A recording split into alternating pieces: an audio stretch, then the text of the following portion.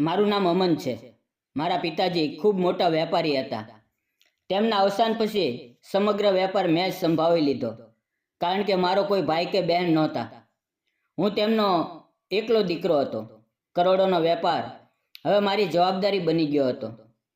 સવારથી રાત સુધી ફક્ત કામ જ મારો સાથી હતો. જિંદગી સામાન્ય હતી પણ ખાલી પણ હતી, કારણ કે 26 વર્ષની ઉંમર સુધી પણ મારા જીવનમાં કોઈ એવું નહોતું આવ્યું જેને હું મારું કહી શકું. એક સાંજે રોજની જેમ કામ પરથી પાછા ફરતા ફરતા અચાનક મારી ગાડીની સામે એક છોકરી આવીને પડી ગઈ. હું ગભરાઈને તરત જ નીચે ઉતરી ગયો, અને જ્યારે તેની તરફ નજર ગઈ તો હું સ્તબ્ધ થઈ ગયો. તેનું નામ પછી મને ખબર પડી, અવની. દૂધ જેવો ગોરો રંગ, લાંબા કાળા વાળ અને માસુમિયતથી ભરેલી આંખો, જે કાપતા અવાજે બોલી, સાહેબ, સાહેબ, મારી માં બીમાર છે. સારવાર માટે દવા જોઈએ, પણ મારી પાસે પૈસા નથી. આજે હું મજબૂરીમાં પોતાને વેચવા નીકળી છું. તમે મને ખરીદી લ્યો અને મને એટલા પૈસા આપી દો કે હું મારી માનો ઈલાજ કરાવી શકું, નહીતર તે મરી જશે. તેની વાતો સાંભળીને મારું દિલ પીગળી ગયું. મેં પૂછ્યું, તારી માને શું થયું છે? તે ફૂટી ફૂટી અને રડવા લાગી. તેના આંસુ ઝાકળના ટીપા જેવા ગાલ પર પડી રહ્યા હતા. તેણે કહ્યું, મને ફક્ત 1800 રૂપિયા જોઈએ. દવા એટલી જ આવે છે. મારી પાસે 10,000 રૂપિયા હતા. મેં વિચાર્યા વગર તેને પૈસા આપી દીધા. તે એકદમ સ્તબ્ધ થઈ ગઈ અને ધીમે અવાજે બોલી, સાહેબ, સમય અને જગ્યા બતાવો. હું એક રાત માટે તમારી થઈ જઈશ. હું ચોંકી ગયો. પછી મુસ્કુરાતા બોલ્યો, પાગલ, તું વેચવા માટે નથી, તું તો કોઈની જિંદગીની રાણી બનવા માટે છે. તેણે મારી તરફ આશ્ચર્યથી જોયું, જાણે વિશ્વાસ જ ન આવતો હોય. મેં તેને વધુ પૈસા આપતા કહ્યું, ફરી ક્યારેય આ હેતુથી ઘરની બહાર ન નીકળતી. તે કાપતા અવાજે બોલી, સાહેબ, હું તમારો આ ઉપકાર જિંદગીભર નહીં ભૂલું. જો મોકો મળ્યો તો જાન આપીને પણ તમારું કરજ ચૂકાવીશ. હું ચૂપચાપ ગાડીમાં બેસી ગયો, પણ એ અજાણી છોકરી મારા દિલમાં ઘર કરી ગઈ. એ જ રાત્રે હું કરવટો બદલતો રહ્યો. તેની માસૂમ આંખો અને આંસુથી ભરેલો ચહેરો મને સૂવા નહોતો દેતો. દિવસો પસાર થતા ગયા, પણ તેની યાદો મિટાવવાનું નામ જ નહોતી લેતી. 3 દિવસ પછી હું એ જ જગ્યાએ પાછો ગયો. કદાચ તે ફરી મળી જાય, પણ તે ક્યાંય દેખાય નહીં. એ વખતે પહેલી વાર મને અફસોસ થયો કે કાશ તેનું નામ પૂછી લીધું હોત. મેં તેનું સરનામું લઈ લીધું હોત. હવે હું દરેક વખતે ખોવાયેલો રહેવા લાગ્યો. વેપાર, લોકો, રિશ્તા, બધું અર્થહીન લાગવા લાગ્યું. આખરે એક દિવસ મેં મારા સૌથી નજીકના મિત્ર સમરને બોલાવ્યો અને કહ્યું, સમર, મારે તને એક રાજ કહેવું છે. તે હસતા હસતા બોલ્યો, કેમ અમન? ચહેરા પર એવો રંગ કેમ છે, જાણે દિલમાં કોઈ મોટી વાત છુપાવીને બેઠો હોય? મેં ઊંડો શ્વાસ લઈને કહ્યું, મને એક છોકરીથી પ્રેમ થઈ ગયો છે, પણ તે હવે મારી પાસે નથી, અને મને એ જ જોઈએ. મેં પૂરો કિસ્સો કહીને સંભળાવ્યો. સમર પહેલાં તો આશ્ચર્યચકિત થઈ ગયો, પછી બોલ્યો, અમન, એવી છોકરીઓ તો ઘણી મળે છે, પણ જે તને મળી એ શાયદ તારા નસીબમાં લખાયેલી હોય. અમન પોતાના ઘરની બારી પાસે ઊભો હતો. તેણે ધીમેથી સમરને કહ્યું, સમર, અવની વિશે વિચારતા હું પોતાને પાગલ અનુભવું છું. સમર હસતા હસતા બોલ્યો, તને ખબર છે, તેની ખાસિયત શબ્દોમાં વર્ણવી ન શકાય. તેનું બોલવાનો અંદાજ, હોઠની હળવી કાપતી ધુજારી, ઝૂકેલી નજરો, દૂધ જેવો રંગ, બધું તારા દિલ પર જાણે છાપ થઈ ગયું હોય. અમન ઉદાસીથી બોલ્યો, કાશ હું તેનું નામ કે સરનામું પૂછી લીધું હોત. સમરે મુસ્કુરાતા કહ્યું, ચિંતા ન કર અમન, જોઈએ શું કરી શકીએ. અમન બારીની બહાર જોતો એ જ દ્રશ્ય યાદ કરી રહ્યો હતો, જ્યારે અવની પહેલી વાર તેના જીવનમાં આવી હતી. લગભગ 1 મહિનો વીતી ગયો, પણ એ છોકરી તેના દિલમાંથી એક ક્ષણ પણ આઘી ન ગઈ. સમરે દરેક સંભવ પ્રયત્ન કર્યા, દરેક જગ્યાએ પૂછ્યું, પણ અવની જાણે હવામાં વગોવી ગઈ હોય. કોણ હતી તે, કેમ આવી હતી, અને આટલી મજબૂરીમાં કેમ ચાલી ગઈ? અમનનું દિલ બેચેન હતું. તે દિવસ રાત ગલીઓમાં ભટકવા લાગ્યો. ઊંઘ ન આવે, ચેન ન આવે.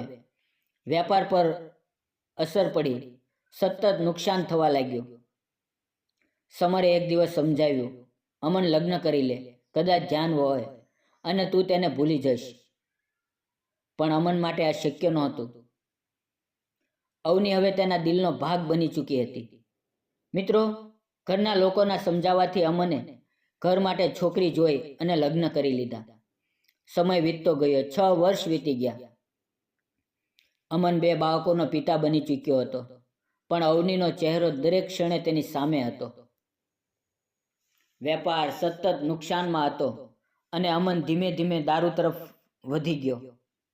શાંતિ ક્યાંય મળતી. અમનની હાલત વણસતી ગઈ. કિડનીની બીમારીએ તેને વધુ નબળો કરી દીધો. શરીર નિઢાવ થઈ ગયું. હવે સમગ્ર વેપાર તેની પત્નીની જવાબદારી હતો, અને અમન હોસ્પિટલના પલંગ પર પોતાના શ્વાસ ગણી રહ્યો હતો. એ દિવસની તકલીફ કંઈક અલગ જ હતી. દરેક શ્વાસ જાણે સજા બની ગયો હતો. અચાનક તેની આંખો સામે એક છબી ઉભરી. તેણે મુશ્કેલીથી પોપચા ઊંચા કર્યા, અને તેની સામે એ જ ચહેરો હતો, એ જ આંખો, એ જ મુસ્કાન.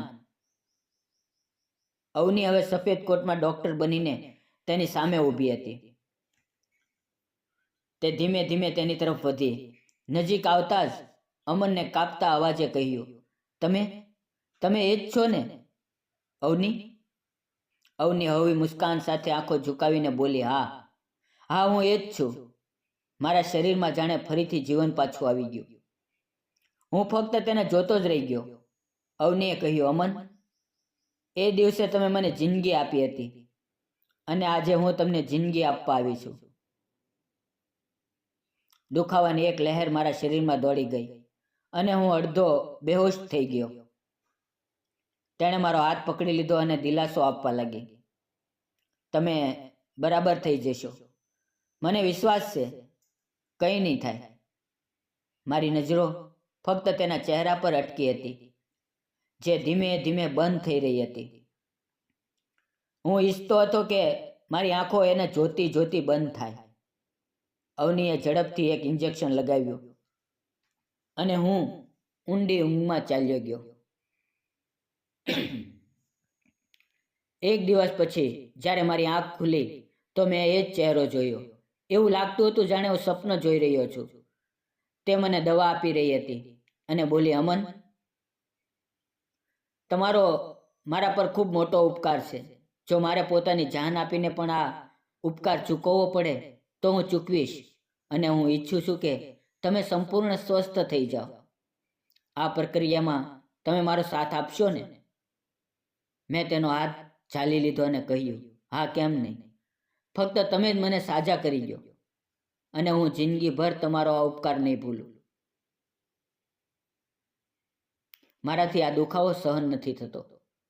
અવનીએ મુસ્કુરાતા કહ્યું, ચિંતા ન કરો. જો ભગવાનની કૃપા થઈ તો હું તમને સાજા કરવામાં સફળ થઈશ. અવનીએ મારો ઈલાજ શરૂ કરી દીધો, અને હું ફક્ત તેને જોતો જોતો જ સાજો થવા લાગ્યો. મારી પત્ની પણ ખૂબ ખુશ હતી કે મારી હાલતમાં સુધારો આવવા લાગ્યો છે. છેલ્લા 6 મહિનાથી હું હોસ્પિટલમાં દાખલ હતો, પણ ખાસ ફેર પડ્યો નહોતો. પણ અવનીના આવ્યા પછી જાણે બધું જ બદલાઈ ગયું. રોજે રોજ હું વધુ સારો થવા લાગ્યો. લગભગ 3 મહિનાના સતત ઈલાજ પછી હું પૂરેપૂરો સ્વસ્થ થઈ ગયો. મારી કિડનીઓ ફરીથી કામ કરવા લાગી. હવે અવની મારી સારી દોસ્ત બની ગઈ હતી. તે દરેક ક્ષણે મારી સંભાળ લેતી અને હોંસલો વધારતી. હું પૂરેપૂરો સ્વસ્થ થઈ ચૂક્યો હતો. એક દિવસ મેં તેને પૂછ્યું, તારું નામ શું છે? એ રાત પછી હું તારો દીવાનો થઈ ગયો હતો. તું તો એમ જ ગાયબ થઈ ગઈ હતી, જાણે જમીન ગળી ગઈ હોય કે આકાશે તને છુપાવી લીધી હોય. અવનીએ હળવું મુસ્કાઈને કહ્યું, અમન, હું 3 મહિનાથી તારો ઈલાજ કરું છું અને તને હજી સુધી મારું નામ નથી ખબર? મેં કહ્યું, તું જાણે છે, તારા કારણે મને નવું જીવન મળ્યું છે. તેણે ધીમેથી કહ્યું, એ મારા કારણે નહીં, ભગવાનની કૃપાથી છે. અને તું મારા માટે આદરણીય છે. તારો ઉપકાર મારા પર હતો, જેને મેં ચૂકવ્યો છે અને કદાચ હજુ બાકી પણ છે. મેં પૂછ્યું, એ દિવસ જ્યારે તું આટલી મજબૂરીમાં રડી રહી હતી, માની દવા માટે પૈસા નહોતા, તો પછી તું ડૉક્ટર કેવી રીતે બની? અવનીએ મુસ્કુરાતા કહ્યું, અમન, આ બધું તારો જ ઉપકાર હતો. એ દિવસે ઘરે જઈને મેં માની દવા લીધી હતી.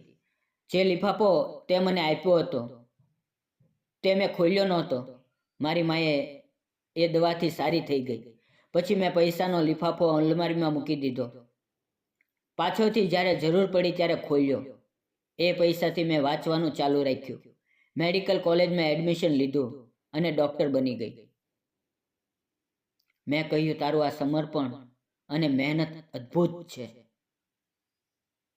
અન્વીએ મુસ્કુરાતા પોતાની જેબમાંથી નેમપ્લેટ કાઢીને મારી સામે મૂકી. મારું નામ છે ડૉક્ટર અવની. અમે હજી વાતો કરી જ રહ્યા હતા કે મારી પત્ની અને બાળકો આવી ગયા. તેમને જોઈને હું ખુશ થયો.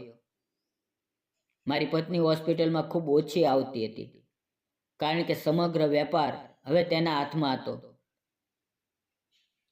અને હું ફક્ત અવનીને જોતો રહી ગયો.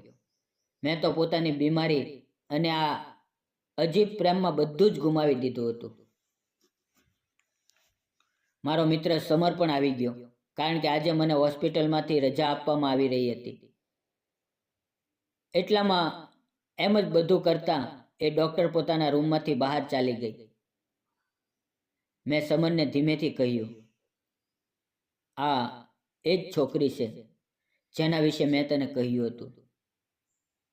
સમરે હસતા હસતા કહ્યું, કેવી કિસ્મત છે ભાઈ. જેણે બીમારી આપી એણે ઈલાજ પણ કરી દીધો. જેના પર દિલ આવ્યું એણે જીવવાનું કારણ આપી દીધું. મેં કહ્યું, હવે શાયરી શરૂ ન કર અને ઝડપથી મને ઘરે લઈ જા. અહીંયા મને ખૂબ કંટાળો આવી રહ્યો છે. હું થાકી ગયો છું. 1 વર્ષ થવા આવ્યું અને હું આ જ દિવાલો વચ્ચે કેદ રહ્યો. હવે તો આ દિવાલો મને કાપવા દોડે છે. સમરે મારા ખંભા પર થપ્પો મારીને કહ્યું, હવે તો તું સાજો થઈ ગયો છે. ફરી ચિંતા કઈ વાતની. મને ગાડીમાં બેસાડવામાં આવ્યો અને હું ઘરે આવી ગયો. ઘર પૂરું સજાવેલું હતું. મારું ખૂબ ધામધૂમથી સ્વાગત કરવામાં આવ્યું. બધાના ચહેરા પર ખુશી હતી. હું અત્યંત ખુશ હતો. અવની અને મારી પત્ની વચ્ચે ખૂબ સારી દોસ્તી થઈ ગઈ હતી. હું પણ હવે પોતાને ખુશ રહેવા લાગ્યો હતો. લગભગ 1 મહિનાના આરામ પછી હું પહેલીવાર પોતાની ઓફિસે જઈ રહ્યો હતો. મારા દિલમાં ખૂબ ખુશી હતી કે આખરે પોતાની જૂની જિંદગી તરફ પાછો ફરું છું. અચાનક રસ્તામાં એક ગાડી આવી ને અમારી ગાડી સામે અટકી ગઈ. એ જગ્યા એ જ હતી જ્યાં વર્ષો પહેલા મને અવની મળી હતી. મેં ગાડીમાંથી ઉતરવાનો ઈરાદો કર્યો, પણ ડ્રાઈવરે મને રોક્યો અને કહ્યું, સાહેબ, તમે બેસો, હું જોઈ લઉં. એટલામાં એક છોકરી ઝડપથી બીજી ગાડીમાંથી ઉતરી અને ગુસ્સામાં બોલી, તમને દેખાતું નથી કે ગાડી કેવી ચલાવો છો? પછી જેવી તેની નજર મારા પર પડી, તે એકદમ રોકાઈ ગઈ અને બોલી, અરે સાહેબ, આ તમારી ગાડી હતી? મેં આશ્ચર્યથી કહ્યું, થયું શું? તેણે ઝડપથી કહ્યું, મારે હોસ્પિટલ જવું છે. એક પેશન્ટ આવ્યું છે અને ખૂબ ઇમરજન્સી છે. તમારી ગાડીની સામે એક ગાડી અથડાઈ ગઈ તો હું ગભરાઈ ગઈ અને ગુસ્સામાં આવી ગઈ હતી. મેં નરમાઈથી કહ્યું, કંઈ વાંધો નહીં. જો તમે ઈચ્છો તો અમે પણ એ જ દિશામાં જઈ રહ્યા છીએ. તમને હોસ્પિટલ છોડી દઈએ. તેણે ઝડપથી હા પાડી અને કહ્યું, હા ઠીક છે. મારી ગાડી અચાનક બંધ થઈ ગઈ છે. તે મારી બાજુની સીટ પર આવીને બેસી ગઈ. તેની નજીકનો મને એક અજીબ સુકૂન આપી રહ્યું હતું. એ રસ્તો એવો લાગતો હતો જાણે કદી ખતમ જ ન થાય. હું અત્યંત ખુશ હતો. આજે મેં તેને હોસ્પિટલમાં છોડી અને પોતે ઓફિસ આવી ગયો. પણ સમગ્ર દિવસ ફક્ત તેના જ વિચારોમાં ડૂબેલો રહ્યો.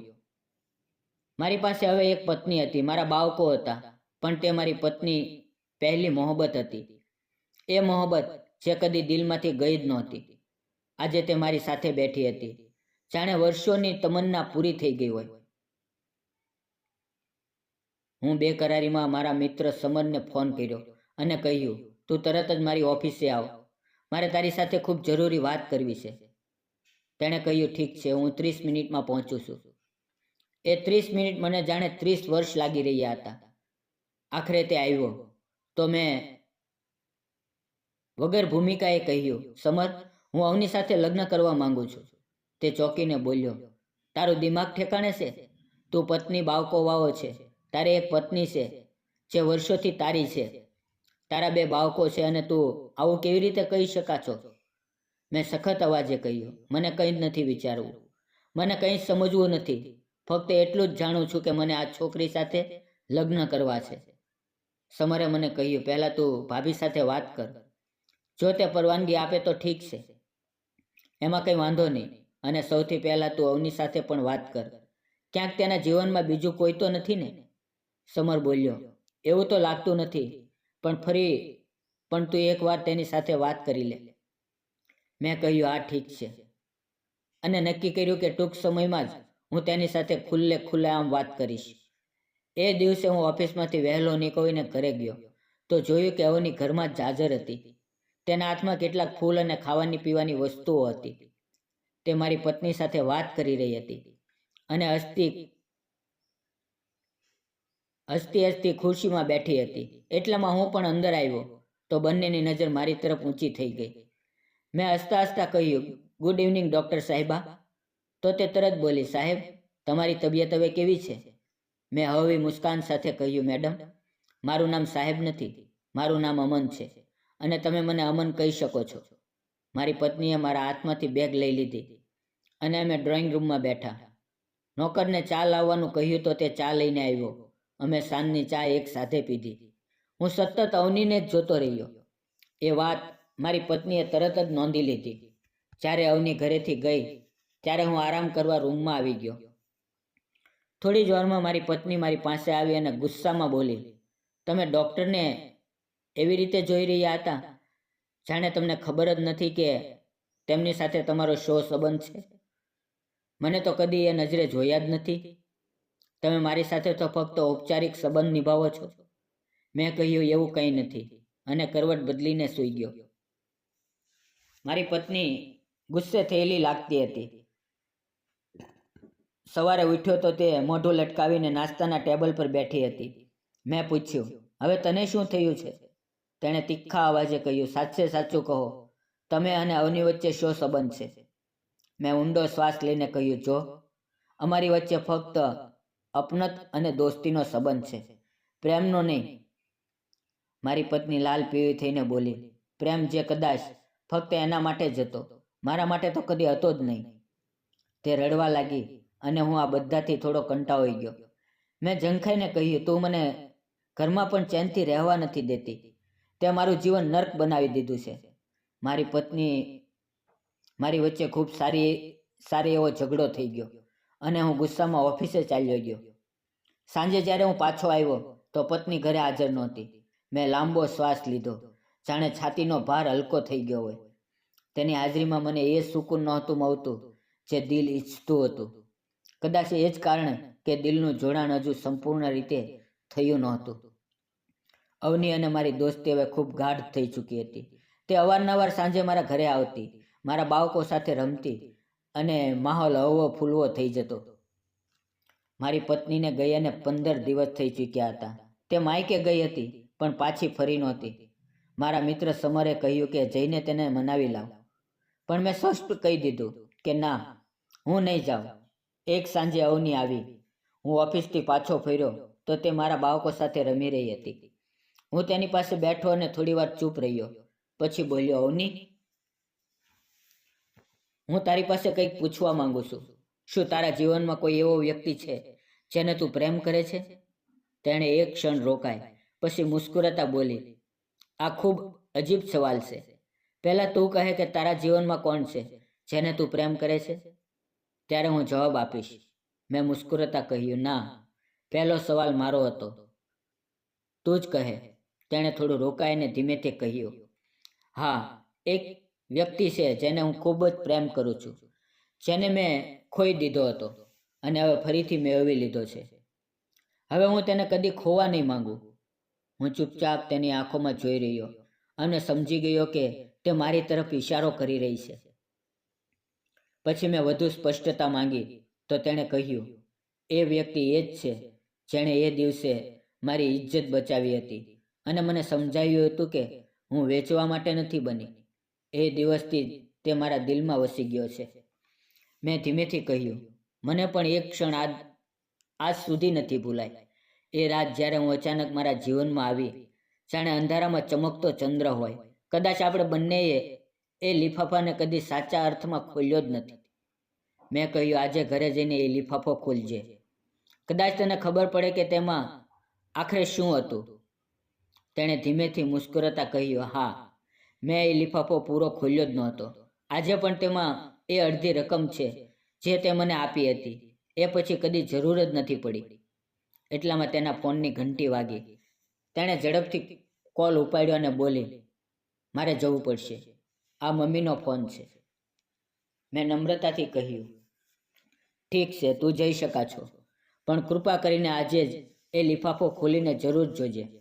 તેણે માથું હલાવ્યું અને પોતાની ગાડીમાં બેસીને ચાલી ગઈ. મેં તેને ગેટ સુધી છોડી અને પછી રૂમમાં પાછા આવીને સૂઈ ગયો.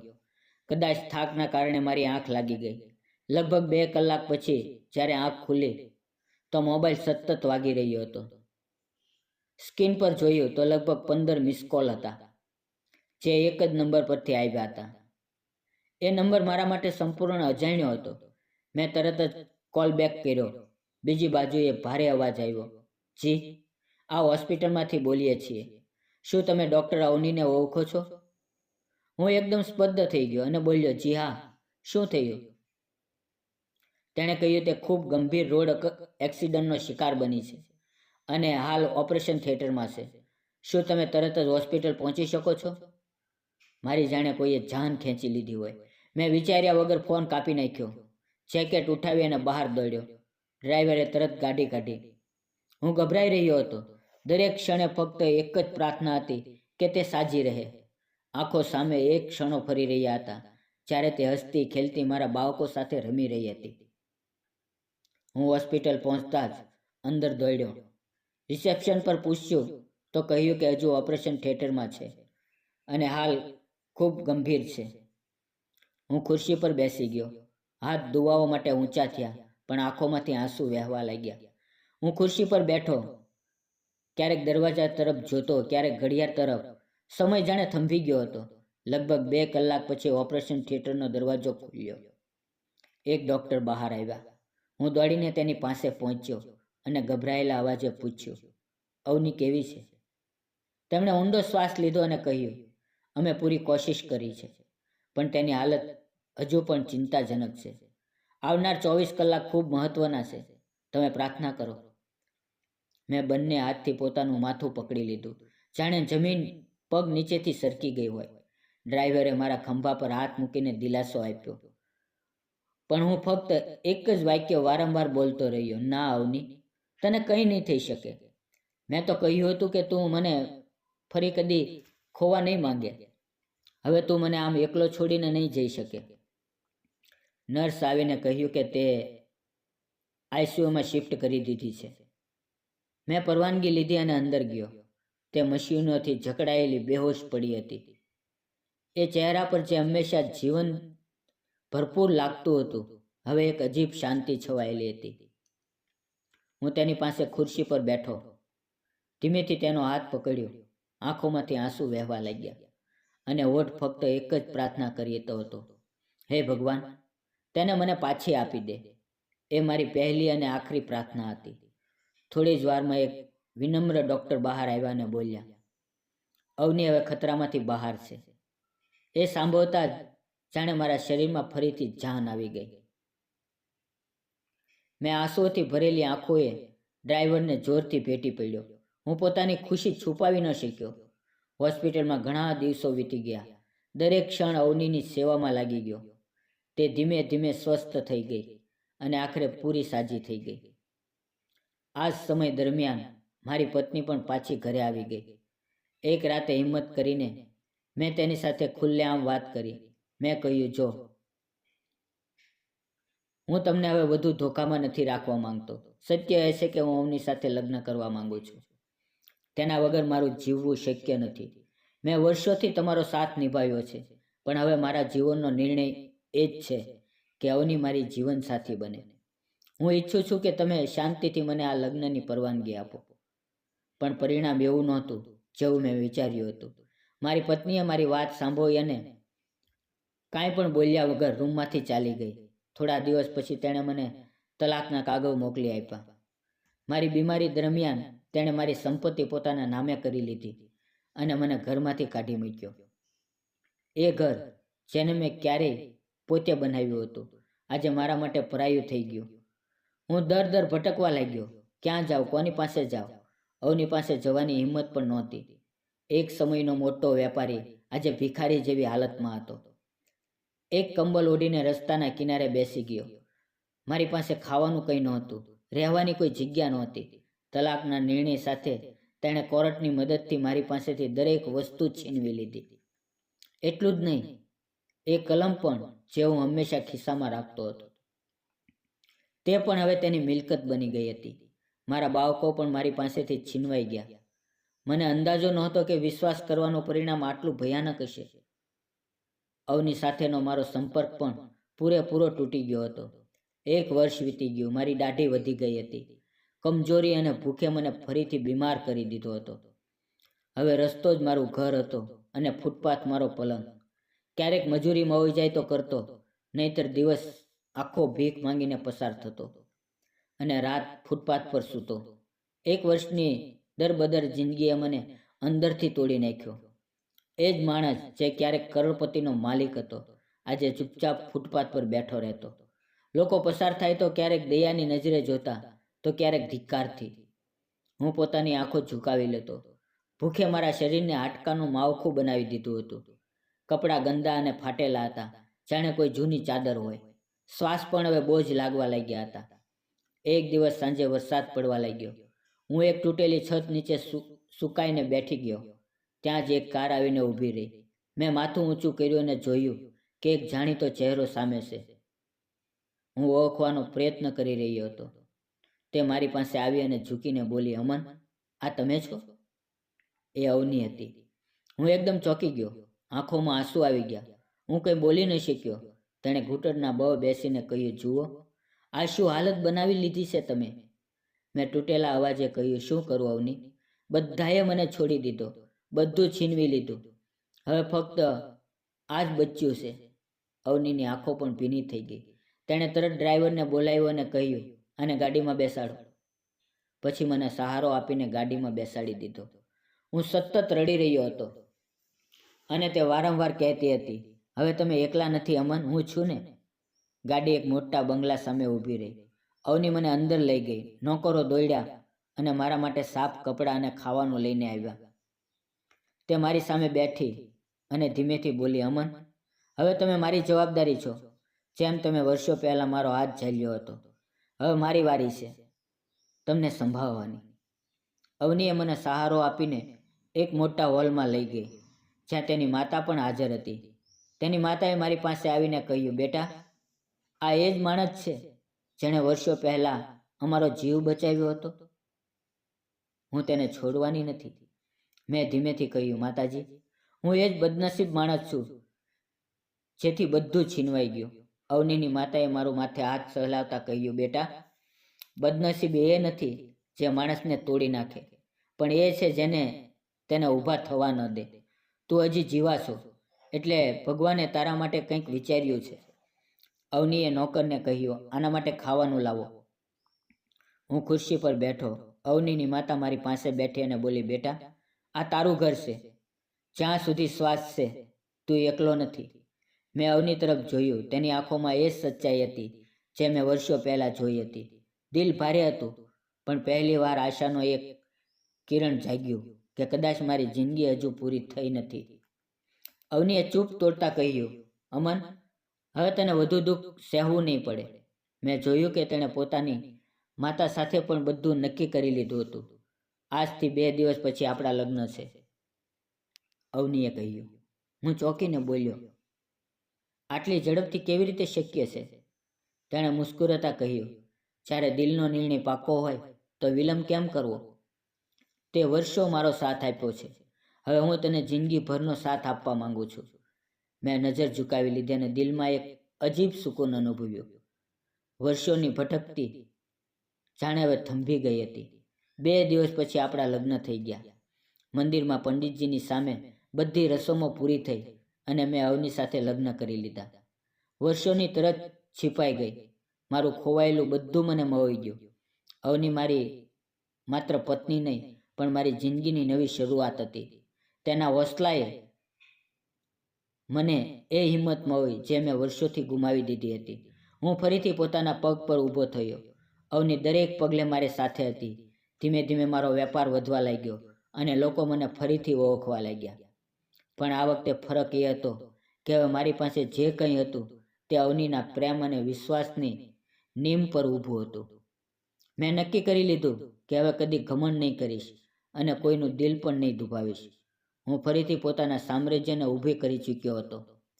એ જ વેપાર જે એક સમયે મારી પાસેથી છીનવાઈ ગયો હતો, આજે ફરીથી મારા હાથમાં હતો. અને આ બધું ફક્ત અને ફક્ત અવનીના કારણે જ હતું. તેણે દરેક વાકે મારો સાથ આપ્યો, દરેક નિર્ણય લેતા પહેલાં મારો હોંસલો વધાર્યો અને મને યાદ કરાવ્યું કે હું હાર માનવા માટે નથી બનેલો. અવનીએ મારો હાથ ફક્ત લગ્નના દિવસે જ નહીં, પણ દરેક મુશ્કેલ ઘડીએ મારો સહારો બની રહી. જો તે ન હોત તો હું કદી ફરી ઊભો ન થઈ શક્યો હોત. હવે મારું નામ ફરીથી મોટા વેપારીઓમાં લેવામાં લાગ્યું. પણ આ વખતે આ બધું અહંકાર નહીં, પણ કૃતજ્ઞતાનો ભાવ હતો. મને પૂરો વિશ્વાસ હતો કે આ સફળતા અવનીના વિશ્વાસ અને સાથનું જ પરિણામ છે. સમય વીતતો ગયો. મારો વેપાર પહેલાં કરતાં પણ વધુ ફેલાયો અને મેં બધા લોકોનું કરજ ચૂકવ્યું જેમની સાથે ક્યારેય અન્યાય થયો હતો. અવનીએ મારો સાથ ક્યારેય ન છોડ્યો. મિત્રો, વાર્તા હજી એક જોરદાર વળાંક લઈ રહી છે, પણ ખૂબ જ લાંબી થઈ રહી છે, એટલે પ્લીઝ આવતીકાલે બીજો ભાગ જોવાનું ચૂકતા નહીં. ફરી મળશું એક નવી વાર્તામાં. ધન્યવાદ. વિડીયો પૂરો જોવા બદલ આપ સૌ મિત્રોનો દિલથી આભાર.